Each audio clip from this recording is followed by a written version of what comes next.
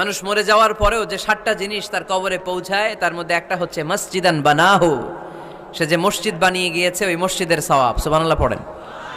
আপনি টাকা দিয়ে মসজিদ বানিয়ে দিলেন, ওই মসজিদে মুসল্লিরা নামাজ পড়ে, রোজাদাররা এসে ওখানে ইফতার খায়, তাহাজ্জুদ আদায়কারীরা তাহাজ্জুদ পড়ে, তাদের সওয়াবের কমতি হবে না, কিন্তু তাদের সওয়াবের একটা পার্সেন্টেজ সওয়াব যে ব্যক্তি মসজিদ বানালো তার আমল নামে আল্লাহ ঢুকিয়ে দেয়। এজন্য বেশি বেশি মসজিদ বানাতে রাজি আছেন তো?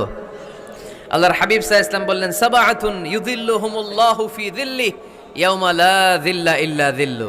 7 শ্রেণীর ব্যক্তিকে আল্লাহ তাআলা কিয়ামতের দিন আরশের নিচে ছায়া দিবে, যেদিন আল্লাহর আরশের ছায়া ছাড়া কোনো ছায়া পৃথিবীতে থাকবে না। সেই দিনটা কি এই দিনের মতো? কিয়ামতের দিনটা আজকের এই দিনের মতো হবে? 50,000 বছর হবে। এটা লেন্থ, এটা ডিউরেশন। মানুষ মরে যাওয়ার পরেও যে 7টা জিনিস তার কবরে পৌঁছায় তার মধ্যে একটা হচ্ছে মসজিদান বানাহু, সে যে